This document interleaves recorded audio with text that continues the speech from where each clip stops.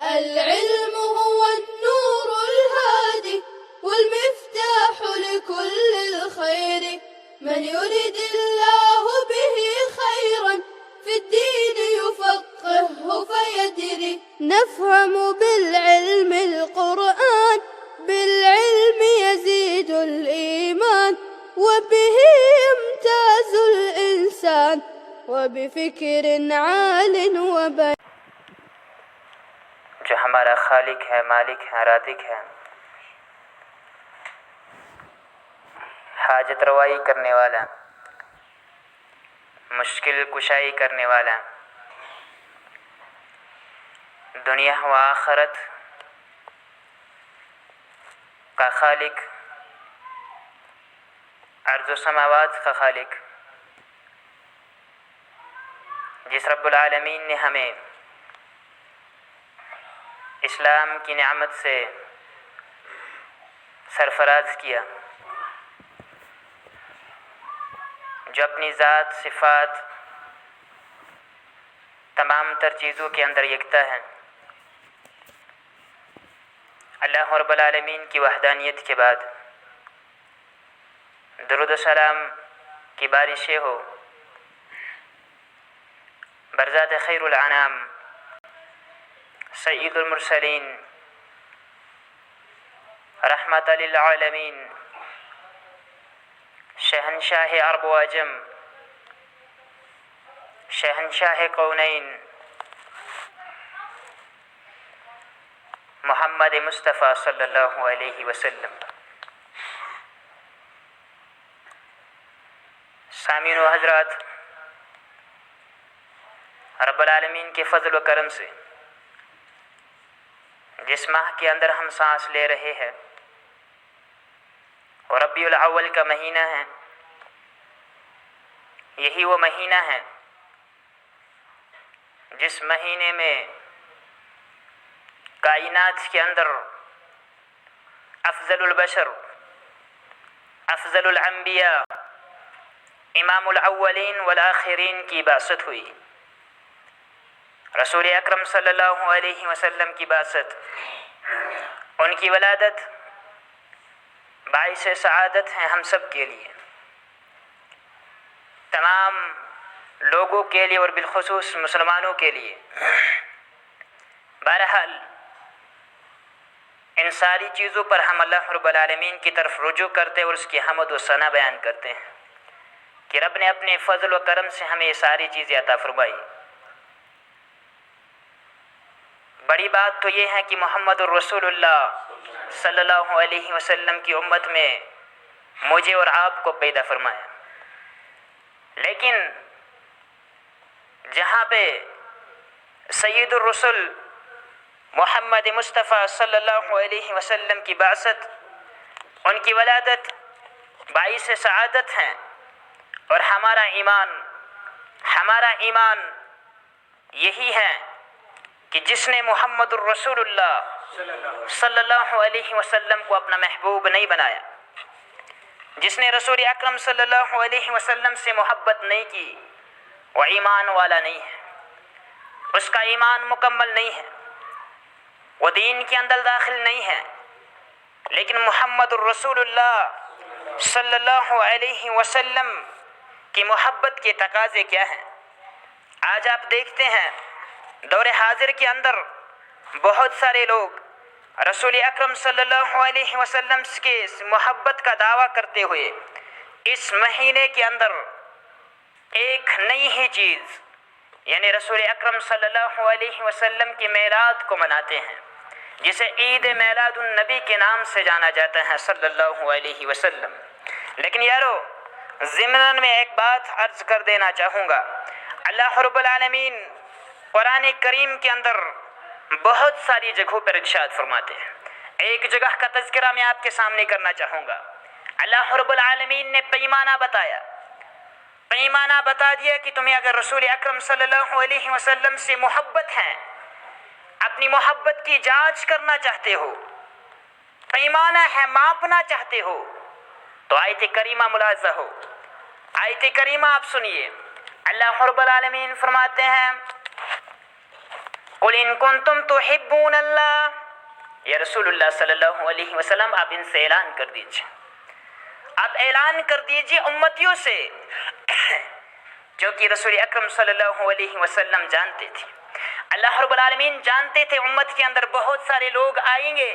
جو یہ دعویٰ کریں گے کہ ہم محمد الرسول اللہ صلی اللہ علیہ وسلم سے محبت کرنے والے ہیں۔ فرمایا قل ان کنتم تحبون اللہ، آپ ان سے کہہ دیجئے اگر تم اللہ سے محبت کرتے ہو، اگر تمہارا دعویٰ ہے کہ تم اللہ رب العالمین سے محبت کرنے والے ہو، فاتبعونی، تو تم میری اطاعت کرو، میری فرما برداری کرو۔ سب سے زیادہ محبوب، سب سے زیادہ اگر محبت کسی سے کرنی ہے تو اللہ رب العالمین کی ذات ہے، یعنی مسلمان کو سب سے زیادہ پسندیدہ اللہ رب العالمین ہونا چاہیے، سب سے زیادہ محبت ہمیں اللہ سے ہونی چاہیے، اور اللہ کے بعد اگر کسی سے محبت کرنی ہے تو وہ محمد الرسول اللہ صلی اللہ علیہ وسلم کی ذات ہے۔ جہاں پہ حضرت عمر بن خطاب رضی اللہ تعالی عنہ کو رسول اکرم صلی اللہ علیہ وسلم نے فرمایا تھا، حضرت عمر بن خطاب رضی اللہ تعالی عنہ نے کہا کہ یا رسول اللہ صلی اللہ علیہ وسلم میرے دل کی بات سن لیجیے، میں اپنی اہل و عیال سے زیادہ، اپنی ماں سے زیادہ، اپنے بچوں سے زیادہ، ساری چیزوں سے زیادہ تجھ سے محبت کرتا ہوں، لیکن اپنی جان سے زیادہ تم سے محبت نہیں کرتا ہوں، مجھے اپنی جان تم سے زیادہ پیاری ہے۔ تو اللہ کے نبی صلی اللہ علیہ وسلم نے فرمایا تمہارا ایمان مکمل نہیں ہے۔ کسے فرمایا؟ عمر بن خطاب رضی اللہ تعالیٰ عنہ کو۔ فرمایا والذی نفسی، قسم ہے اس ذات کی جس کے ہاتھ میں محمد الرسول اللہ صلی اللہ علیہ وسلم کی جان ہے، لا یؤمن احدکم، تم میں سے کوئی بھی اس وقت تک مومن نہیں ہو سکتا جب تک نہ اپنے مال سے، اپنے ماں باپ سے، اپنے بچوں سے اور اپنی جان سے بھی زیادہ اسے محمد الرسول اللہ صلی اللہ علیہ وسلم نہ ہو۔ حضرت عمر بن خطاب رضی اللہ تعالیٰ عنہ نے کہا کہ اب مجھے اپنی جان سے بھی زیادہ محبوب محمد الرسول اللہ صلی اللہ علیہ وسلم ہے۔ لیکن صرف زبانہ دعویٰ کافی نہیں ہے، قرآن نے پیمانہ بتایا، فرمایا قل ان کنتم تحبون اللہ فاتبعونی یحببکم اللہ، اگر تمہارا دعویٰ ہے کہ تم اللہ سے محبت کرتے ہو، فاتبعونی، تو محمد الرسول اللہ صلی اللہ علیہ وسلم کی اطاعت کرو، یحببکم اللہ، جب تم رسول اکرم صلی اللہ علیہ وسلم کے فرما بردار بن جاؤ گے، اس کی اطاعت کرنے والے بن جاؤ گے، یحببکم اللہ، تو اللہ رب العالمین بھی تم سے محبت کرنے والا بن جائے گا، اللہ تمہیں پسند کرے گا۔ تو پیمانہ یہ ہے، اگر ہمارا دعویٰ ہے کہ ہم رسول اکرم صلی اللہ علیہ وسلم سے محبت کرتے ہیں تو ہم نے یہ جاننا ہوگا کہ ہم کتنی رسول اکرم صلی اللہ علیہ وسلم کی سنتوں پہ عمل کرنے والے ہیں، ہم کتنا محمد الرسول اللہ صلی اللہ علیہ وسلم کی تابعداری کرنے والے ہیں۔ ظاہری دعوے سے کام نہیں چلنے والا۔ جب ہم نے اسلاف کی طرف نظر دوڑائی، محمد الرسول اللہ صلی اللہ علیہ وسلم کی زندگی کی طرف نظر دوڑائی، اللہ کے نبی صلی اللہ علیہ وسلم کم و بیش 63 سال تک زندہ رہے، 63 سال تک دنیا کے اندر رہے، 40 بہار نبوت سے پہلے اور 23 سال نبوت کے بعد، لیکن ایک مرتبہ بھی محمد الرسول اللہ صلی اللہ علیہ وسلم نے اپنا میلاد نہیں منایا۔ کسی صحابی نے رسول اکرم صلی اللہ علیہ وسلم کے اس دن کو نہیں منایا، تابعین نے نہیں منایا۔ آپ جائے دیکھیے، امام ابو حنیفہ رحمۃ اللہ علیہ نے کبھی نہیں منایا، ابو بکر صدیق رضی اللہ تعالیٰ عنہ نے اپنی دور خلافت میں کبھی نہیں منایا، عمر بن خطاب رضی اللہ تعالیٰ عنہ نے اپنی دور خلافت میں کبھی نہیں منایا۔ 4 کے 4 خلیفے آئے، کسی نے کبھی عید میلاد نہیں منائی، ائمہ کرام نے کبھی عید میلاد نہیں منائی، اور آج بہت سارے لوگ دعویٰ کرتے ہیں کہ ہم محمد الرسول اللہ صلی اللہ علیہ وسلم سے محبت کرنے والے ہیں اور اس دن کو مناتے ہیں۔ بہرحال میرا اشارہ ہی رہنا یہی تھا، اشارہ یہی تھا کہ رسول اکرم صلی اللہ علیہ وسلم کی ولادت باعث سعادت ہے، ہمارے لیے قابل فخر ہے، ہمارے لیے سعادت مندی ہے، لیکن ہمیں انہی پہلوؤں کے اندر چلنا ہے جو رسول اکرم صلی اللہ علیہ وسلم نے ہمیں سکھلائی ہے۔ محمد الرسول اللہ صلی اللہ علیہ وسلم کا محبت کا تقاضا یہ ہے کہ صحیح اسلام کو سمجھا جائے اور اسے اپنایا جائے، اس پہ عمل کیا جائے۔ بہرحال آپ کے سامنے جو آیت کریمہ تلاوت فرمائی گئی، آپ کے سامنے جو آیت کریمہ تلاوت فرمائی گئی وہ سورۃ النور کی آیت کریمہ ہے۔ اللہ رب العالمین فرماتے ہیں سورۃ النور کی آیت نمبر 21 کے اندر، فرماتے ہیں یا ایھا الذین آمنوا، اے وہ لوگو جو ایمان کا دعوے دار ہو، اے وہ لوگو جو کہتے ہو کہ ہم نے ایمان لایا ہے، لا تتبعوا خطوات الشیطان، تم شیطان کے قدموں کی پیروی مت کرو۔ منع فرمایا ہے اللہ رب العالمین نے، حرام کر دیا ہے تم لوگوں پر، تم شیطان کے قدموں کی پیروی مت کرو۔ وَمَن يَتَّبِعْ خُطُوَاتِ الشَّيْطَانِ، اور فرمایا جو کوئی بھی شیطان کے قدموں کی پیروی کرتا ہے، شیطان کی پیروی کرتا ہے، شیطان کے قدموں کے نقش قدم پر چلتا ہے، فرمایا فَإِنَّهُ يَأْمُرُ بِالْفَحْشَاءِ وَالْمُنْكَرِ، بس بے شک کی جان لو، اللہ نے تاکید کے ساتھ فرمایا شیطان کے قدموں کی پیروی کرنے والوں تم جان لو بے شک کہ شیطان تمہیں فحش کی دعوت دیتا ہے، شیطان تمہیں فحش کا حکم دیتا ہے، منکرات اور خرافات کا حکم دیتا ہے۔ میں آسان لفظوں میں کہوں گا تو شیطان بے حیائی کا حکم دیتا ہے۔ پچھلے 1-2 جمعہ سے یہی ٹاپک چل رہا ہے کہ شیطان بے حیائی کا حکم دیتا ہے، بے حیائی کا حکم دیتا ہے۔ آپ کے سامنے پچھلے جمعہ کے اندر بھی ایک حدیث رکھی گئی تھی کہ محمد الرسول اللہ صلی اللہ علیہ وسلم نے فرمایا ان الحیاء والایمان قرنا جميعا، کہ بے شک کہ حیا اور ایمان دونوں ایک ساتھ ہیں، دونوں کو ایک ساتھ رکھا گیا ہے۔ فَإِذَا رُفِعَ أَحَدُهُمَا رُفِعَ الْآخِرُ، جب ان دونوں میں سے ایک چیز نکل گئی تو دوسری بھی ختم ہوئی۔ جب حیا نہیں رہی تو ایمان نہیں محفوظ رہی ہے، یہ دونوں ایک ساتھ ہیں۔ اور رسول اکرم صلی اللہ علیہ وسلم کی وہ حدیث بھی میں نے آپ کے سامنے رکھی تھی جس میں محمد الرسول اللہ صلی اللہ علیہ وسلم نے ایمان کی 60 یا 70 شاخیں ذکر کی ہیں اور فرمایا تھا فَأَفْضَلُهُمَا قَوْلُ لَا إِلَٰهَ إِلَّا اللَّهُ، حیا اور ایمان کی افضل ترین شاخ یہ ہیں کہ اللہ رب العالمین کی وحدانیت کی گواہی دینا، رب العالمین کو مشکل کشا اور حاجت روا ماننا۔ اس لیے اسلام کا پہلا اور بنیادی رکن یہی ہے، اسلام کی اساس اسی پہ ہے۔ جب تک کوئی شخص اللہ رب العالمین کو اپنا معبود اور مسجود نہ مان لے وہ مسلمان نہیں ہو سکتا، وہ مسلمان نہیں ہو سکتا۔ اب اس کا کیا معنی ہے؟ اس کے کیا معنی ہے؟ اللہ رب العالمین نے اپنی معرفت کے لیے مختلف قوموں کے اندر اپنے انبیاء و رسول بھیجے، اس لیے کہ وہ لوگ جان لیں ان کا حقیقی رب کون ہے، ان کا حقیقی معبود کون ہے، اور وہ اس کا حق ادا کرے۔ آج بھی تو بہت سارے مسلمان ہیں، آج بھی تو بہت سارے مسلمان ہیں میرے اور آپ کی طرح ہمارے گھروں کے اندر رہنے والے، لیکن تھوڑی سی بھی جب مشکلات آتی ہیں تو ہمارا رخ رب کے دربار کے بجائے پیروں اور فقیروں کے گھروں کی طرف ہوتا ہے، اور پھر بھی ہمارا دعویٰ ہے کہ ہم اب بھی مسلمان ہیں، پھر بھی ہمارا دعویٰ ہے کہ ہم اب بھی مسلمان ہیں۔ اب دیکھیے سنن ترمذی کی روایت ہے، عبداللہ بن مسعود رضی اللہ تعالیٰ عنہ حدیث کے راوی ہے، بیان کرتے ہیں محمد الرسول اللہ صلی اللہ علیہ وسلم صحابہ کی جماعت میں تشریف لائے، صحابہ بیٹھے ہوئے ہیں اور رسول اکرم صلی اللہ علیہ وسلم آتے ہیں اور صحابہ سے کہتے ہیں استحیوا من اللہ حق الحیا، اے صحابہ کرام، اگرچہ وہاں پہ ابوبکر صدیق رضی اللہ تعالیٰ عنہ بھی بیٹھے ہوئے ہیں، عمر بن خطاب رضی اللہ تعالیٰ عنہ بھی بیٹھے ہوئے ہیں، عثمان ابن عفان رضی اللہ تعالیٰ عنہ بھی بیٹھے ہوئے ہیں، یہ وہ شخصیات ہیں جن کے بارے میں محمد الرسول اللہ صلی اللہ علیہ وسلم کا کہنا ہے۔ عائشہ صدیقہ رضی اللہ تعالیٰ عنہ روایت کرتی ہیں کہ محمد الرسول اللہ صلی اللہ علیہ وسلم گھر میں بیٹھے ہوئے تھے، ابو بکر صدیق آئے، اجازت طلب کی، رسول اکرم صلی اللہ علیہ وسلم اس حال میں بیٹھے ہوئے تھے کہ ان کی پنڈلی ظاہر تھی، پنڈلی پہ کپڑا پہنا ہوا نہیں تھا۔ صحابی رسول افضل البشر بعد الانبیاء، انبیاء کے بعد سب سے افضل ترین بشر، سب سے افضل ترین آدمی ابو بکر صدیق رضی اللہ تعالیٰ عنہ آئے تو اللہ کے نبی صلی اللہ علیہ وسلم نے اجازت دے دی اور وہ بیٹھ گئے، بات ہو رہی ہے۔ اس کے بعد عمر بن خطاب رضی اللہ تعالیٰ عنہ آئے، اجازت مل گئی، بیٹھ گئے۔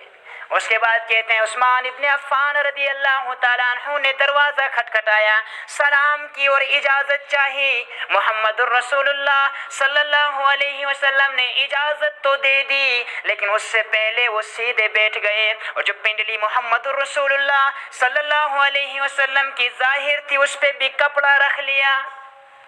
پوچھنے والے نے پوچھا، ابو بکر آئے اور محمد الرسول اللہ صلی اللہ علیہ وسلم نے اپنے کپڑے کو درست نہیں فرمایا، عمر آئے تو اپنے کپڑے کو درست نہیں فرمایا، جب عثمان آئے تو کپڑے کو درست فرما دیا اور سیدھے بیٹھ گئے، اس کی کیا وجہ ہے؟ جواب دیا محمد الرسول اللہ صلی اللہ علیہ وسلم نے، فرمایا الا استحی من رجل، کیا میں ایک ایسے آدمی سے حیا نہ کروں؟ محمد الرسول اللہ صلی اللہ علیہ وسلم بھی حیا کر رہے عثمان بن عفان رضی اللہ تعالیٰ عنہ سے، عثمان غنی رضی اللہ تعالیٰ عنہ سے۔ فرمایا الملائکۃ یستحی من عثمان عفان، عثمان غنی رضی اللہ تعالیٰ عنہ ایسے صحابی ہیں کہ فرشتے بھی ان سے حیا کرتے ہیں، فرشتے کو حیا آتے ہیں، شرم آتے ہیں عثمان رضی اللہ تعالیٰ عنہ سے۔ تو جس سے فرشتے بھی حیا کرے اس سے محمد الرسول اللہ صلی اللہ علیہ وسلم حیا کیوں نہ کرے؟ یہ فضائل ہیں عثمان غنی رضی اللہ تعالیٰ عنہ کی، اور سارے صحابہ حیا کرنے والے تھے، لیکن اس کے باوجود بھی ساتھیوں سنن ترمذی کی روایت ہے، صحابہ بیٹھے ہوئے ہیں، سارے صحابہ وہاں پہ بیٹھے ہوئے، اور محمد الرسول اللہ صلی اللہ علیہ وسلم آ کر ارشاد فرماتے ہیں استحیوا من اللہ حق الحیا، اے صحابہ کرام تم اللہ رب العالمین سے حیا کرو اسی طرح سے جس طرح سے حق ہے، اللہ رب العالمین سے حیا کرنے کا جو حق ہے اسی طرح سے تم حیا کرو۔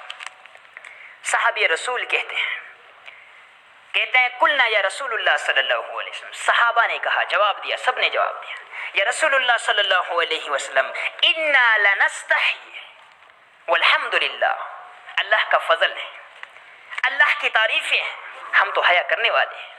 ہم تو حیادار ہیں یا رسول اللہ صلی اللہ علیہ وسلم۔ ہم بھی تو کہتے ہیں کہ ہم بھی حیادار ہیں، آج کا نوجوان بھی کہتا ہے میں باحیا ہوں، آج کا بزرگ بھی کہتا ہے میں باحیا ہوں، آج کی خاتون بھی کہتی ہے میں باحیا ہوں۔ تو صحابہ حیا کرنے والے تھے، انہوں نے کہا یا رسول اللہ صلی اللہ علیہ وسلم آپ کا فرمان ہے، آپ کا حکم ہے کہ ہم اللہ رب العالمین سے اس طرح سے حیا کریں جس طرح سے حیا کرنے کا حق ہے، اور اس پر ہم اللہ کی تعریف بیان کرتے ہیں کہ الحمدللہ ہم حیا کرنے والوں میں سے۔ لیکن جانتے ہیں رسول اکرم صلی اللہ علیہ وسلم نے کیا جواب دیا تھا؟ رسول اکرم صلی اللہ علیہ وسلم نے فرمایا ولیس ذاک، بات یہ نہیں ہے جو میرا اور آپ کا گمان ہے حیا کرنے کا، وہ حیا نہیں ہے۔ صحابہ سے کہہ رہے ہیں، ابو بکر صدیق سے کہہ رہے ہیں، عمر بن خطاب سے کہہ رہے ہیں، اور حضرت عثمان رضی اللہ تعالیٰ عنہ جس سے فرشتے بھی حیا کرتے ہیں، اس صحابی کو بھی کہہ رہے ہیں کہ مطلب وہ نہیں ہے، آپ جو سمجھتے ہو حیا کرنا وہ حیا نہیں ہے۔ فرمایا کیا جاننا چاہتے ہیں وَلَكِنَّ الْحَيَاءُ مِنَ اللَّهِ حَقِّ الْحَيَاءُ، اللہ رب العالمین سے حیا کرنے کا حق جو ہے وہ یہ ہے ان تحفظ الرأس وما وعى، ان تحفظ الرأس وما وعى، یہی وہ حدیث تھی، میں نے پچھلی جمعہ کو آپ کو کہا تھا، اگر یہ حدیث کا ٹکڑا میں نے آپ کے سامنے نہیں رکھا تو میں موضوع کے ساتھ انصاف نہیں کر پاؤں گا، ٹاپک کے ساتھ انصاف نہیں ہوگا۔ میرے ماں باپ فدا ہو رسول اکرم صلی اللہ علیہ وسلم کی ذات پر، میری جان بھی فدا ہو، واللہ اس حدیث کے ایک ٹکڑے کو اگر میرا جیسا طالب علم زندگی بھر بھی بیان کرتا رہے گا، سمجھاتا رہے گا، وضاحت کرتا رہے گا، میری زندگی ختم ہو جائے گی لیکن سمجھا نہیں پاؤں گا۔ رسول اکرم صلی اللہ علیہ وسلم کے ایک ایک کلمہ اس کے اندر بہت سارے معنی سمیٹے ہوئے ہیں۔ بہرحال میں آپ کو کہہ رہا تھا، میں واپس لے جانا چاہوں گا، میں آپ کو کہہ رہا تھا اسلام کی اساس اور بنیاد توحید پر ہے، اور اللہ کے نبی نے فرمایا تھا صلی اللہ علیہ وسلم فَأَفْضَلُهَا، افضل ترین شاخ تو یہ ہے کہ اللہ رب العالمین کو ایک مانا جائے۔ مسلمانوں، کعبہ کے جو مکہ کے مشرکین تھے وہ بھی اللہ کو مانتے تھے، اللہ کا انکار کرنے والے نہیں تھے، انہوں نے کعبہ کے اندر 360 بت بھی رکھے ہوئے تھے۔ جب وہ سمندر کا سفر کرتے انہیں خوف ہوتا کہ ہماری کشتی ڈوبنے والی ہے، اس وقت وہ بتوں سے نہیں مانگا کرتے تھے، ایسی حالات کے اندر انہیں اپنے وہ معبود یاد نہیں آتے تھے، تب تو وہ اللہ سے ہی مانگتے تھے۔ تب تو اللہ سے ہی مدد مانگتے تھے، لیکن جب سمندری سفر ختم ہو جاتا اس کے بعد کہتے تھے کہ یہ بھی ہے، اللہ ہے، وہ اکیلا ہے، وہ معبود ہے، لیکن ان کے لیے ذریعہ ہے، ہم عبادت کرتے ہیں ان بتوں کی۔ اور یہی بات ہے آج مسلمانوں کی، ہم مسلمان تو ہیں، میرا نام بھی فردوس ہے، میرا نام بھی محمد ہے، عارف ہے، قاسم ہے، سارے مسلمانوں کے نام ہیں، مسلمان گھرانہ ہے الحمدللہ، میرا لباس بھی مسلمانہ لباس ہے الحمدللہ، میں نماز پڑھنے مسجد میں بھی آتا ہوں الحمدللہ، مجھے سر پہ ٹوپی بھی پہنی ہوئی ہے، لیکن ذرا سی مشکل آتی ہے، رب کے دربار میں جھکنے کے بجائے ہمارے ماتھے قبروں کی طرف جاتے ہیں۔ چھوٹے چھوٹے بچے، 2 سال کا بچہ، چند دنوں کا بچہ، اسے بھی بوجھ لگا دیتے ہیں، تعویذ کا بوجھ۔ کس نے دیا ہے؟ کس نے دیا ہے؟ کئی دفعہ میں نے آپ کے سامنے حدیث رکھی ہے، ایمان اور حیا کی پہلا مرتبہ تو یہی ہے، ہم اللہ سے حیا کرنے والے نہیں۔ ارے شرم نہیں آتی ہے ہمیں، حیا نہیں ہے ہمیں۔ وہ مالک، وہ خالق جس نے مجھے اور آپ کو پیدا کیا، مجھے اور آپ کو پیدا کیا، یہ ساری دنیا میرے اور آپ کے لیے بنائی، لیکن جب مانگنے کی باری آتی ہے میں اس کے دربار کو چھوڑ کر کسی اور سے مانگتا ہوں۔ مثال دینا چاہوں گا آپ کے سامنے، آپ کا بچہ ہے، آپ نے پالا، آپ نے پوسا، دن کو تھوڑی کمائی کرتا ہے، گھر سے آپ اس کو کھانے کے لیے دیتے ہیں، پیسہ آپ دیتے ہیں، لیکن اس کے باوجود بھی اگر راستے میں اسے کوئی پوچھے گا کہ آپ کا نان و نقفہ یا آپ کا خرچہ کون برداشت کرتا ہے، آپ کے علاوہ آپ کے پڑوسی کا نام اگر وہ دیتے ہیں، وہ یہ کہے کہ میرا باپ مجھے خرچہ نہیں دیتا، حالانکہ آپ دیتے ہیں، وہ کہے کہ میرا پڑوسی وہ مجھے پیسہ دیتا ہے تب جا کے میں یہ خرچہ کرتا ہوں، کیا برداشت کریں گے؟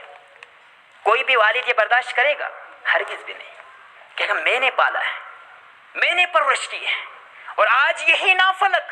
میرا نہیں ہے، کسی اور کا بن گیا۔ ارے تمہیں شرم نہیں آتی ہے؟ مجھے اور آپ کو شرم نہیں آتی ہے؟ اس اللہ نے مجھے اور آپ کو پیدا کیا، یہ ساری کائنات میرے اور آپ کے لیے بنائی، لیکن آج اس کے در کے بجائے ہم لوگوں کے پاس جا رہے ہیں، ہم ان کے پاس جا رہے ہیں جو ہماری بات تک نہیں سن پاتے، اور آج ہم نے نام چینج کر لیا ہے۔ اللہ کے نبی صلی اللہ علیہ وسلم نے فرمایا من اتا کاہنا، جو بھی کسی کاہن کے پاس جاتا ہے۔ آج جو ہمارے پاس جو لوگ ہیں وہ اپنا نام کاہن نہیں رکھتے ہیں، وہ نہیں کہتے کہ ہم کاہن ہیں، ہم مجنون ہیں، ہم نجوم کے ذریعے سے علم نجوم ہم نے سیکھا ہوا ہے، نہیں، نام چینج ہوا پھر کیا ہوا، لیکن ہے وہی غیب کی خبریں دینے والے، جو آپ کو یہ کہیں گے، جو آپ کو یہ کہیں گے آپ کے گھر میں ذرا سی مشکلات ہیں، ہاں آپ کی پڑوس نے آپ پر جادو کر دیا ہے، آپ کے دوسرے ساتھی نے آپ پر جو ہے جادو کر دیا ہے، جو کہ شیطان کا مقصد ہے آپ اس میں پھوٹ ڈالنا۔ محمد الرسول اللہ صلی اللہ علیہ وسلم فرماتے ہیں شیطان پانی پر اپنا تخت بچھاتے ہیں اور وہاں پہ سارے اپنے چیلوں کو جمع کرتے ہیں، آرڈر کر دیتے آپ کو فلاں کام کرنا ہے، فلاں کام کرنا ہے، سارے اپنے کام میں نکل گئے، اور محمد رسول اللہ صلی اللہ علیہ وسلم نے فرمایا کہ ہر انسان کے ساتھ ایک شیطان ہوتا ہے، ہر انسان کے ساتھ ایک شیطان ہوتا ہے۔ اور صحابہ نے سوال کیا یا رسول اللہ صلی اللہ علیہ وسلم کیا آپ کے ساتھ بھی شیطان ہے؟ فرمایا ہاں۔ میرے اور آپ کی کیا بات ہے، محمد الرسول اللہ صلی اللہ علیہ وسلم کے ساتھ بھی ایک شیطان، لیکن فرمایا میرے ساتھ جو شیطان ہے میرے اخلاق، میرے اعمال کی وجہ سے متاثر ہو کر وہ مسلمان بن گیا ہے، مجھے وہ برائی پر نہیں اکساتا بلکہ اچھے کاموں کی رغبت دلاتا ہے، لیکن میرے اور آپ کے ساتھ جو شیطان ہے وہ حقیقت میں شیطان ہے، وہ ہمیں برائی پہ اکساتا ہے۔ فرمایا ہر کسی کے ساتھ شیطان ہے، تو شیطان اپنے چیلوں کو جمع کرتے اور روانہ کر دیتے ہیں، اور جب واپسی پہ پلٹتے ہیں سب شام کو یا صبح جب بھی وہ واپس آتے ہیں سارے کہتے ہیں، کوئی کہتا ہے میں نے فلاں شخص کو ایسا کر دیا، اس نے زنا کا کام کر دیا، کچھ اور کام کر دیا، کسی نے شرک کر دیا، کسی نے کچھ اور کر دیا، کہتا ہے تم نے کچھ نہیں کیا، میں نے ایک بندے کو چوری کروائی، شیطان کہتا ہے کچھ نہیں کیا، یہ بڑا کام نہیں ہے، اس نے ڈاکہ ڈالا، گالی گلوچ کی، دوسرے کام کیے، فرمایا کوئی نہیں کیا، تمہارا کچھ مرتبہ نہیں ہے، جس کام کے لیے میں نے بھیجا تھا وہ کام تم نے نہیں کیا ہے۔ ان میں سے ایک شیطان آتا ہے، وہ کہتا ہے میاں بیوی کے درمیان میں نے تفرقہ ڈالا، کیا کیا میں نے میاں اور بیوی کے درمیان تفرقہ ڈال دیا۔ آپ اگر سورۃ البقرہ کو پڑھیں گے ہاروت اور ماروت کا جہاں پہ قصہ ہے، جہاں پہ یہ جادو وغیرہ جو سکھانے کے لیے اللہ رب العالمین نے آزمائش بھیجی تھی کہ ہاروت اور ماروت لوگوں کو جادو سکھاتے تھے، لیکن وہ پہلے کہہ دیتے تھے کہ اس میں نقصان ہے، ہم تمہیں نہیں سکھانا چاہتے، ہم تمہارے لیے آزمائش ہے، لیکن اس کے باوجود بھی جو لوگ سیکھنا چاہتے ان کو سکھاتے تھے۔ اور ان کا بھی مقصد یہی تھا کہ اس سے کیا ہوتا ہے کہ میاں بیوی کے درمیان تفرقہ ہو جاتا ہے، پڑوسی پڑوسی کا نہیں رہتا ہے، مسلمان ایک بھائی دوسرے بھائی کا دشمن بن جاتا ہے، یہی مقصد ہے۔ تو شیطان اس سے خوش ہو جاتا ہے، روایت کے اندر آتا ہے کہ شیطان اس سے خوش ہو جاتا ہے،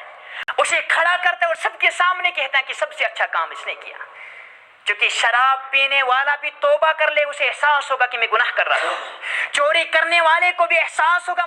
میں گناہ کر رہا ہوں، وہ توبہ کر لے گا۔ اس سے بھی بڑا گناہ کرنے والا اگر کوئی ہوگا وہ توبہ کر سکتا ہے، لیکن جب دو کے درمیان جس نے اختلاف ڈالا وہ آپس میں ایک دوسرے سے دور ہی ہوتے ہیں، کبھی نزدیک نہیں آتے، ان کا اختلاف بڑھتا جاتا ہے، ایک دوسرے کے بارے میں وہ بدظن ہوتے جاتے ہیں۔ تو یہ شیطان کا پہلا مقصد ہے جادو کے ذریعے سے یا کسی اور چیز کے ذریعے سے آپ اس میں تفرقہ ڈالنا۔ آج آپ جائیں گے جب ان کاہنوں کے پاس تو وہ بھی ایسے کہتے کہ فلاں آدمی نے ایسا کیا، حالانکہ جب آپ تجربہ کریں گے تو جنات بہت سارے جو ہیں وہ جھوٹ بھی بولتے ہیں، وہ جھوٹ بولتے ہیں، ان کو مقصد یہی ہے ان کا کہ مجھے فلاں آدمی نے بھیجا، حقیقت یہ نہیں ہوتی ہے، مسلمانوں حقیقت یہ نہیں ہوتی ہے، اور پھر ہم بدظن ہونا شروع ہو جاتے ہیں۔ اس لیے ہمیں توحید کا درس یہی ہے، کوئی بھی پریشانی جب ہمیں ہوگی ہم جانتے ہیں نفع پہنچانے والی ذات اللہ کے علاوہ کوئی نہیں ہے، نقصان پہنچانے والی ذات اللہ کے علاوہ کوئی نہیں ہے۔ وقتی طور پر آزمائشیں آتی ہیں تو محمد الرسول اللہ صلی اللہ علیہ وسلم نے فرمایا جو بھی کسی کاہن کے پاس جاتا ہے اس کی بات کو تصدیق نہیں کرتا ہے، میں مانتا ہوں کہ یہ جھوٹ بولتے ہیں، اس کے باوجود اگر میں وہاں تک گیا، میں نے اس سے کوئی بات مان لی، تصدیق نہیں کی، میں نے نہیں مانا کہ وہ آپ صحیح کہہ رہے، لیکن پھر بھی میں نے کوئی مسئلہ اس سے پوچھ لیا، فرمایا 40 دن تک اس کی کوئی عبادت قبول نہیں ہوگی، 40 دن تک کوئی عبادت قبول نہیں ہوگی۔ اتنا ہی نہیں بلکہ محمد الرسول اللہ صلی اللہ علیہ وسلم نے فرمایا، ابو ہریرہ رضی اللہ تعالیٰ عنہ حدیث کے راوی ہیں، ابو داؤد کی روایت ہے، فرمایا من اتی کاہنا فصدقہ، جو کسی کاہن کے پاس گیا، کسی پیر کے پاس گیا، کسی فقیر کے پاس گیا، اپنی حاجت لے کر گیا اور اس کی بات کو تسلیم کر لیا، اس نے کہا کہ ہاں تیرے گھر میں فلاں پریشانیاں ہیں، یہ ساری باتیں میں کسی جمعہ کے اندر آپ کے سامنے رکھوں گا کہ کس طرح سے ان کو پتہ چلتا ہے، اس کی حقیقت کیا ہے، محمد الرسول اللہ صلی اللہ علیہ وسلم نے ہمیں بتلا دیا ہے، لیکن ہم قرآن و سنت سے دور ہیں مسلمانوں، قرآن و سنت سے ہم دور ہیں مسلمانوں، قرآن کے اندر ہمیں ساری بیماریوں کا علاج ہے لیکن ہم اس سے علاج کرنے والے نہیں ہیں۔ ہاں جب ساری جگہوں سے بھٹک کے واپس آ جاتے ہیں کہ اب ہم قرآن سے علاج کریں گے، لیکن قرآن آزمانے والی کتاب نہیں ہے، یہ ایمان والی کتاب ہے، اس پہ ایمان رکھنا ہے، فوری طور سے آپ نے رجوع قرآن کی طرف کرنا ہے اور ایمان آپ کا ہونا چاہیے کہ انشاءاللہ تعالی اللہ مجھے شفا دے گا، لیکن ہم آزمانے کے لیے قرآن کا علاج کرتے ہیں، پہلے ساری جگہوں پہ جائیں گے، جب کچھ نہیں بنے گا پھر آئیں گے کسی مولوی صاحب کے پاس کہ اب آپ دم کیجئے، چلو یہ بھی آزما لیتے ہیں، یہ ہمارا ایمان ہے۔ کیا قرآن آزمانے والی کتاب ہے؟ کیا قرآن کو پرکھانے کے لیے اللہ رب العالمین نے نازل کیا ہے؟ فرمایا لا ریب فیہ، اس میں کوئی شک نہیں ہے، ایمان والوں کے لیے دلوں کا بھی شفا، تمام مرضوں کا بھی شفا ہے، لیکن مسلمانوں ہم قرآن سے دور ہو چکے ہیں، ہم قرآن سے دور ہو چکے ہیں۔ رسول اکرم صلی اللہ علیہ وسلم نے فرمایا جو کسی کاہن کے پاس گیا اور اس کی بات کو تصدیق کر لیا، اس نے کہا کہ تیرے گھر میں بچہ اس لیے نہیں ہے، تیرے پتہ نہیں فلاں کسی نے ایسا کر دیا ہے، یا یہ حالات اس لیے ہے کہ فلاں کسی نے ایسا کر دیا ہے، اس کی بات کو تصدیق کر دیا، فرمایا فقد کفر بما انزل علی محمد صلی اللہ علیہ وسلم۔ بڑے دھیان سے سن لو، اسلام کا لباس پہننے سے ہم مسلمان نہیں بن سکتے، اسلام کا لباس پہننے سے ہم مسلمان نہیں بن سکتے، مسلمان گھرانے میں پیدا ہونے سے ہم مسلمان نہیں بن سکتے۔ حیا کا پہلا تقاضا یہی ہے، اللہ رب العالمین سے حیا کرنی ہے، وہ رب جو ہمارا خالق ہے، جو نفع دینے والا ہے، جو نقصان پہنچانے والا ہے، جو ہمارا خالق ہے، معبود ہے، مسجود ہے، اس رب سے ڈرنے کی ضرورت ہے، اپنی حاجات کو اس کے سامنے پہنچانے کی ضرورت ہے۔ لوگوں میں سے جتنا بھی وسیع دل کیوں نہ ہو کوئی، جتنا بھی فراخ دل کیوں نہ ہو کوئی، جب اس کے پاس آپ ایک دن جائیں گے پیسہ لینے کے لیے، آپ اس سے فری نہیں لے رہے ہیں، ایک دن آپ نے 2000 مانگ لیے، دے دے گا جو کہ اس کے پاس ہے، آپ نے 10 دن کا ٹائم لیا، آپ 6 دن میں ہی اس کو واپس دے دیں گے، وہ بہت خوش ہو جائے گا۔ کہ 10 دن کے لیے کہا تھا اس نے 6 دن میں واپس دے دے، بڑا ایماندار ہے۔ دوسری دفعہ آپ پھر جائیں گے پھر سے دے دے گا، وہ کہے گا کہ نہیں یہ مجھے واپس دے دیتا ہے۔ 3 4 5 6 دفعہ آپ ٹائم پہ واپس بھی دے دیتے، لیکن اس کے باوجود بھی جو ہی آپ سے ملاقات ہوگی تو وہ سوچنے لگ جائے کہ بس یہ پیسے کے لیے آیا ہوگا، یہ پیسے کے لیے آیا ہوگا، یعنی کوئی بھی یہ پسند نہیں کرتا ہے۔ ارے یارو ہمارا مالک تو وہ ہے، اللہ کہتا ہے جب بندے مجھ سے مانگتے ہیں تو میں خوش ہو جاتا ہوں۔ ہمارا رب تو وہ ہے، اس سے جتنی مرتبہ مانگو وہ خوش ہوتا ہے۔ اور فرمایا اللہ کو بھی حیا آتی ہے کہ اپنے بندے کے ہاتھ کو خالی ہاتھ واپس کر دے۔ اللہ کو حیا آتی ہے، لیکن مسلمانوں نے اپنی حاجات کو اللہ کے پاس نہیں لیا۔ ہم اللہ سے نہیں مانگتے ہیں، اپنی پریشانیوں کا حل اللہ کے سامنے نہیں لیا۔ تو فرمایا جو بھی اس کے پاس جاتا ہے اس کی بات کو تصدیق کرتا ہے، فقد کفر بما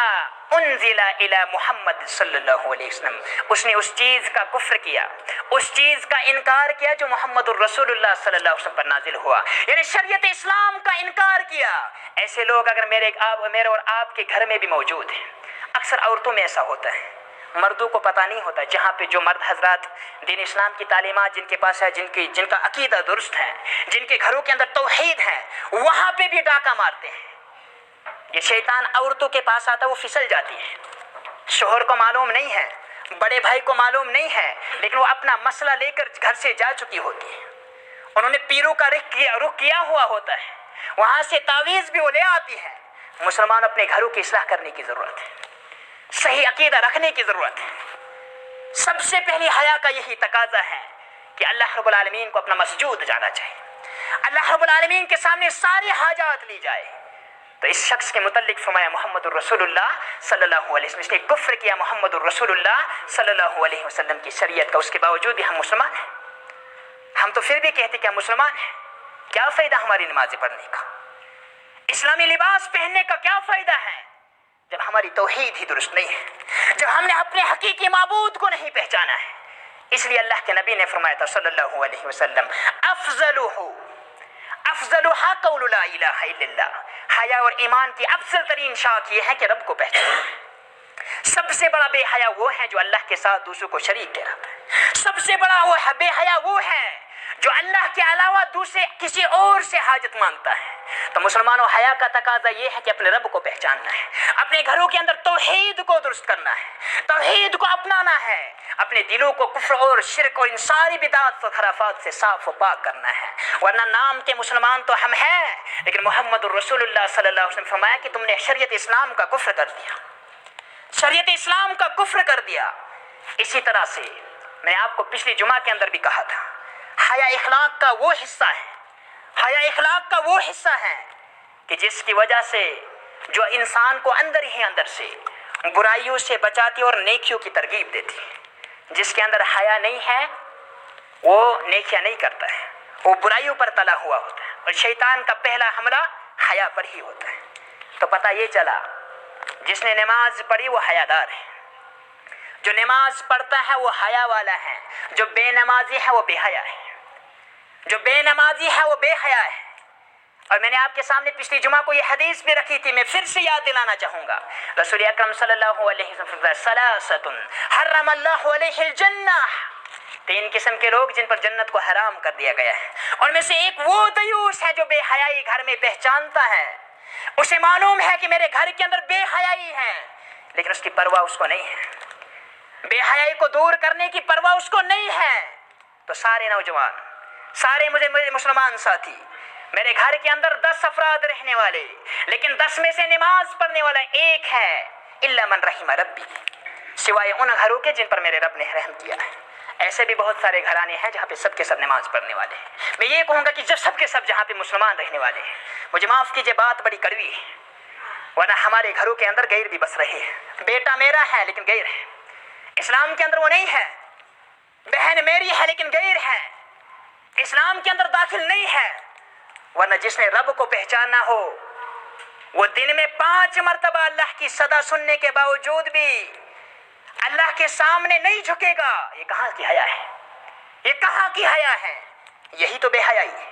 اور بے حیائی میرے گھر کے اندر ہے۔ میرا باپ بھی نماز نہیں پڑھتا ہے، میں مثال دے رہا ہوں، میری ماں بھی نماز نہیں پڑھتی ہے، لیکن کبھی میں نے نہیں بتایا، کبھی میں نے اس بے حیائی کو دور نہیں کیا۔ قرآن پڑھنا حیا ہے اور قرآن کی تلاوت نہ کرنا بے حیائی ہے۔ مسلمانوں دیکھو ہمارے گھروں کے اندر کتنی بے حیائی ہے، ہمارے گھروں کے اندر کتنی بے حیائی ہے۔ رسول اکرم صلی اللہ علیہ وسلم کا دور تھا، محمد الرسول اللہ صلی اللہ علیہ وسلم کا دور ہے، وہاں پہ بھی بہت سارے لوگ، اس وقت تو اس سے بھی بڑا خطرناک زمانہ تھا، لیکن اللہ کے نبی صلی اللہ علیہ وسلم نے کس طرح سے ان کی اصلاح کی۔ اور یارو حدیثوں سے ان کے دل جو ہے پگھل جایا کرتے تھے۔ ایک نوجوان کا ذکر آتا ہے، ابو موسیٰ رضی اللہ تعالی عنہ، ابو موسیٰ رضی اللہ تعالی عنہ چل رہے ہیں، راستے میں ایک نوجوان ملا جو جوا کھیلنے والا تھا، جو شراب پینے والا تھا۔ فوراً سے روک دیا، کہاں جا رہے؟ چونکہ یہ لوگ بڑے گنڈا گردی والے ہوتے ہیں، اپنی طاقت کا مظاہرہ کرنے والے ہوتے ہیں۔ فوراً روک دیا ابو موسیٰ رضی اللہ تعالیٰ عنہ کو، فرمایا کہاں جا رہے ہو؟ مجھے ایک حدیث سناؤ۔ ابو موسیٰ رضی اللہ تعالیٰ عنہ صحابی رسول ہیں، ان کو ہنسی آئی، ایک شرابی مجھے کہہ رہا ہے کہ آپ مجھے حدیث سناؤ، ایک جواری مجھے کہہ رہا ہے مجھے حدیث سناؤ۔ تو ہنستے ہوئے وہ اس نے کہہ دیا اصلاح کے لیے، فرمایا انک لست من اہل، آپ اہل حدیثوں میں سے نہیں ہو۔ مراد یہ ہے کہ آپ حدیث سننے اور سنانے والوں میں سے نہیں ہو، تم تو اللہ رب العالمین کی نافرمانی کرنے والے ہو۔ فوراً جیب سے نکالی بوتل، جیب سے فوراً بوتل نکالی، فرمایا اگر تم نے نہیں سنائی تو میں اس سے تمہیں ماروں گا، مجھے حدیث سناؤ۔ ابو موسیٰ رضی اللہ تعالیٰ عنہ نے کہا ارے دیکھو معاشرہ کیسا ہے، ایک شرابی حدیث سننا چاہتا ہے۔ تو اللہ کے اس بندے نے، صحابی رسول نے حدیث فرمائی، فرمایا اگر تم مطالبہ کرتے ہو، حدیث سننا ہی چاہتے ہو تو سن لو۔ محمد الرسول اللہ صلی اللہ علیہ وسلم کو فرماتے ہوئے سنا، سمعت رسول اللہ صلی اللہ علیہ وسلم یقول، میں نے اللہ کے نبی صلی اللہ علیہ وسلم کو فرماتے ہوئے سنا، اذا لم تستحی فاصنع ما شئت، جب تمہارے اندر حیا نہیں ہوگی تو جو مرضی کرتے جاؤ۔ بار بار میں آپ کے سامنے حدیث رکھتا ہوں، لیکن آج میں نے بیک گراؤنڈ تھوڑا سا بتا دیا اس حدیث کا۔ یہ شخص جو شراب کے اندر ملوث تھا، لیکن جب محمد الرسول اللہ صلی اللہ علیہ وسلم کی حدیث ان کے کانوں نے سنی، ارے ان کی اصلاح تو حدیثوں سے ہوتی تھی۔ آج ہم حدیثیں تو سنتے ہیں مسجدوں کے اندر، مولوی صاحب نے بڑی اچھی تقریر کی، کیا کہا معلوم نہیں ہے، اس پہ عمل کرنا ہے وہ بھی نہیں ہے، لیکن بڑا مزہ آ گیا، بڑی اچھی تقریر کی۔ اور یارو تقریر اچھی ہو یا نہیں ہو، لیکن فرمان ہے محمد الرسول اللہ صلی اللہ علیہ وسلم کا، قرآن کی آواز تمہارے کانوں تک پہنچتی ہے، اس آواز کو اس کے بعد اس پہ عمل کرنا ہے، اس سے ہمیں اپنی اصلاح کرنے کی ضرورت ہے۔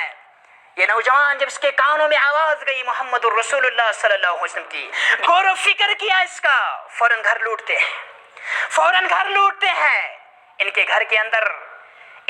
اندر محفلیں منعقد ہوا کرتی تھی، شرابی لوگ جمع ہوا کرتے تھے، پارٹیاں چلتی تھی، لیکن فوراً اپنی ماں سے کہا آج میں ڈھونڈنا چاہتا ہوں، میں نے محمد الرسول اللہ صلی اللہ علیہ وسلم کا فرمان سنا ہے، اذا لم تستحی، جب تمہارے اندر حیا نہیں ہوگی تو بے حیائی جب آ جائے گی جو مرضی تم کرتے جاؤ۔ میرے اندر بھی بے حیائی آ چکی ہے، یہی وجہ ہے کہ میں دن بھر اور رات کے اندر بھی شراب میں ملوث رہتا ہوں، مجھے حیا نہیں آتی ہے گناہ کرنے سے۔ اب میں رخ کروں گا، کون ہے جو مجھے محمد الرسول اللہ صلی اللہ علیہ وسلم کی حدیث سکھلائے گا؟ اس دور کے اندر مدینہ کے اندر درس دینے والے امام مالک رحمت اللہ علیہ تھے۔ امام مالک رحمت اللہ علیہ تھے، اپنی ماں سے کہا میرے گھر میں جو میرے ساتھی آئیں گے انہیں کہہ دینا کہ تمہارے ہیڈ نے، تمہارا جو بڑا تھا، اس نے آج محمد الرسول اللہ صلی اللہ علیہ وسلم کی ایک حدیث سنی ہے، اذا لم تستحی فاصنع ما شئت، جب تمہارے اندر حیا نہیں ہوگی تو جو مرضی کر گزرو، لہٰذا تمہاری محفل کے اندر وہ کبھی نہیں آئے گا، کیونکہ اس کے اندر اب حیا آ چکی ہے،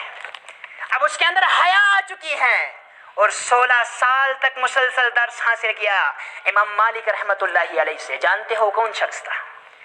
جانتے ہو کون شخص تھا؟ آج دنیا کے لوگ اسے جانتے ہیں، عبداللہ بن مسلمہ القعنبی، ایک بہت بڑے محدث، ایک بہت بڑے مفسر، بہت ساری حدیثوں کے روایت کرنے والے یہی نوجوان بنے، جو شراب کے اندر ملوث تھا، لیکن ایک حدیث سنی محمد الرسول اللہ صلی اللہ علیہ وسلم کی. جب مقصد یہ ہو کہ ہم محمد الرسول اللہ صلی اللہ علیہ وسلم سے محبت کرتے اور حدیثیں بھی اس غرض سے سنیں گے، جمعہ کے خطبے بھی اس غرض سے سنیں گے، قرآن بھی اس غرض سے پڑھیں گے اور پڑھائیں گے کہ ہماری اصلاح ہو جائے، ہمارے اندر حیا آ جائے، تب جا کے یہ معاشرہ سدھر سکتا ہے. ورنہ لطف کے لیے مسجد میں آنا، اس سے کوئی فرق پڑنے والا نہیں ہے، اس سے کوئی فرق پڑنے والا نہیں ہے مسلمانوں.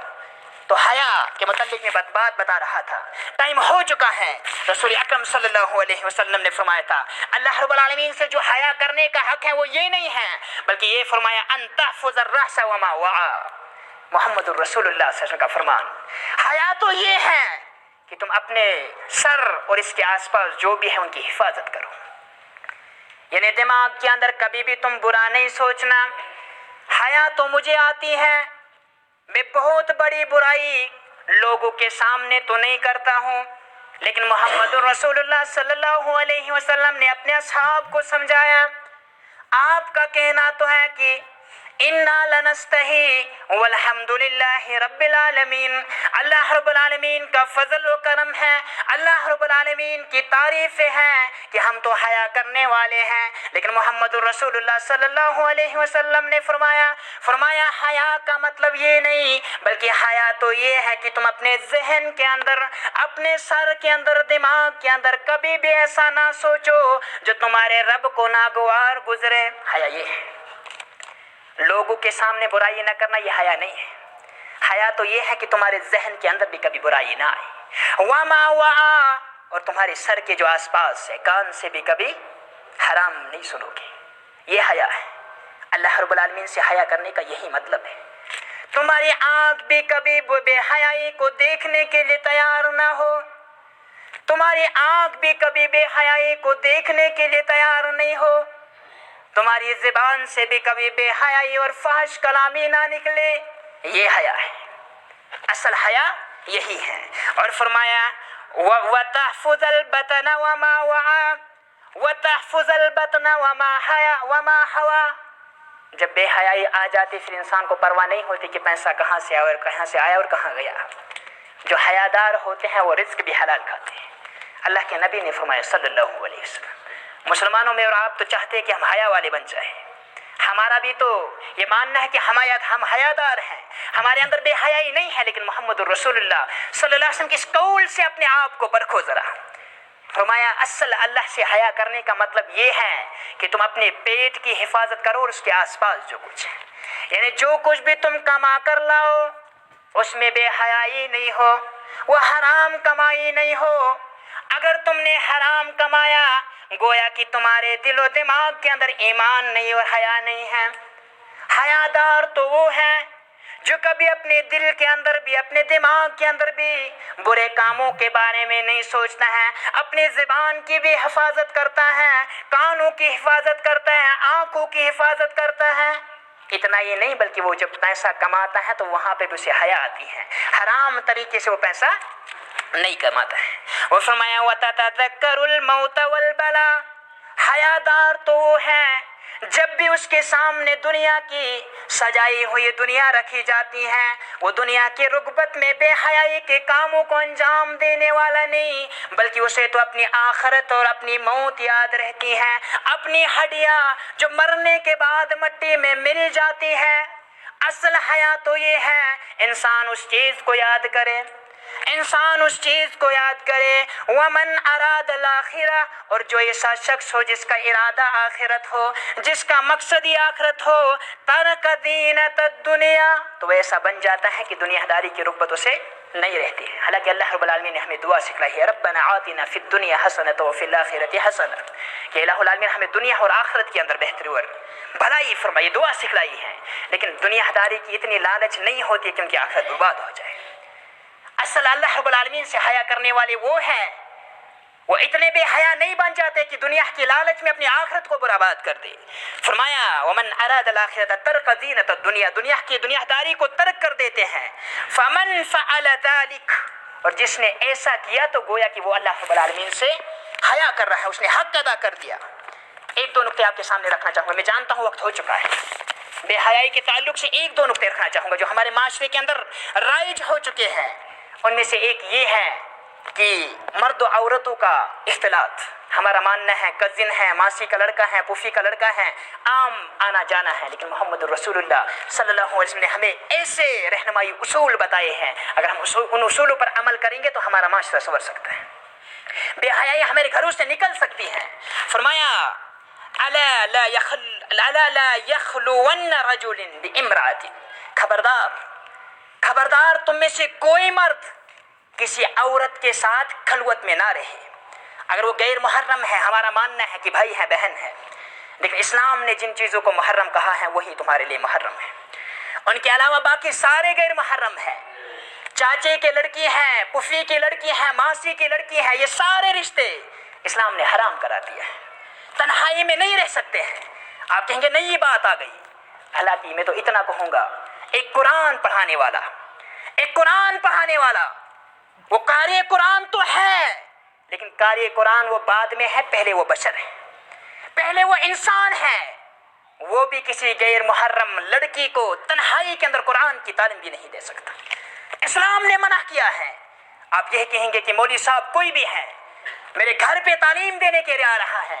آپ کو اجازت نہیں ہے کہ آپ نے اپنی بیٹی کو قرآن کی تعلیم بھی تنہا کمرے کے اندر کوئی مولوی صاحب دے، کوئی قاری قرآن دے. اس کا مطلب یہ نہیں ہے میں آپ کو کہتا ہوں کہ آپ شک کرو، لیکن اسلام نے اصول دیے ہیں. فرمایا جب بھی کوئی بھی آدمی یا کوئی بھی عورت تنہائی میں ہوتے ہیں،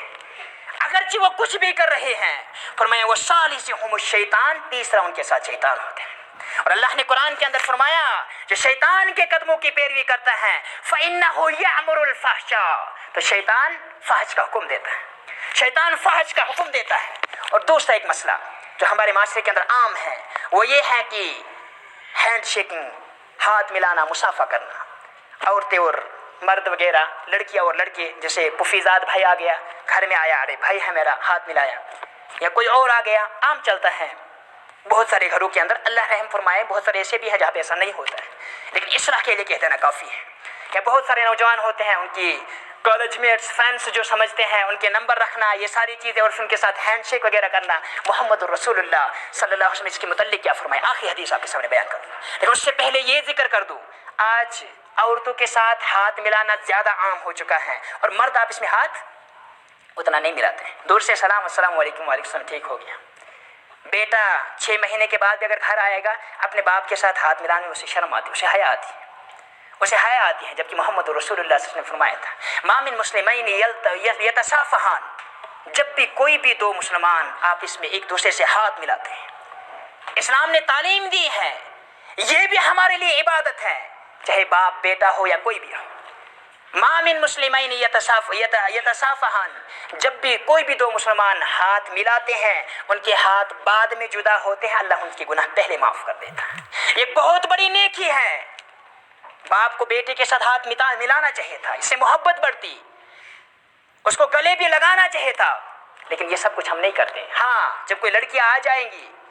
کوئی ممیری بہن آ جائے گی، کوئی بھائی آ جائے گا، اس وقت ساری لڑکیاں کھڑے ہو جائیں گے، ہمارا بھائی ہیں، لائن میں کھڑے ہو کر پھر ہم ہاتھ ملائیں گے. محمد رسول اللہ صلی اللہ علیہ وسلم نے فرمایا. اور نوجوانوں سن لو، غیر محرم کے جسم کو چھونا،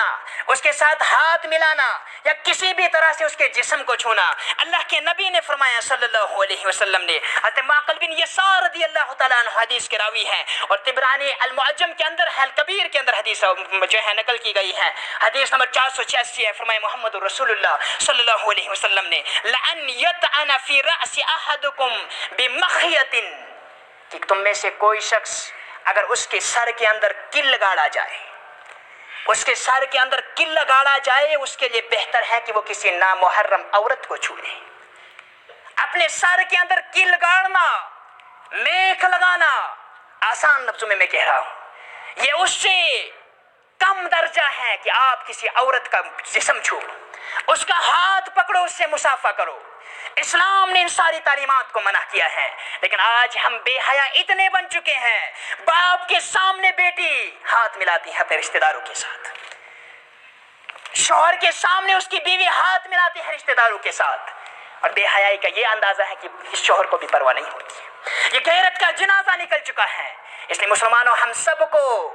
حیادار بننے کی ضرورت ہے، اپنے گھروں کی اصلاح کرنے کی ضرورت ہے، اپنے اعمال کو سنورنے کی ضرورت ہے۔ جب اپنے آپ کا محاسبہ کر لیں گے تب جا کے ہمارا گھر سدھر سکتا ہے، ہمارا معاشرہ سدھر سکتا ہے، میری ماں اور میری بہن کی عزت محفوظ رہ سکتی ہے، ورنہ ان کی بھی عزت محفوظ نہیں ہے، نہ ہماری عزت محفوظ ہے، نہ ہمارا حیا ہماری حیا محفوظ ہے، اور نہ ہی ہمارا ایمان محفوظ ہے۔ اللہ رب العالمین سے دعا ہے کہ رب العالمین ہمیں حیادار بنا دے،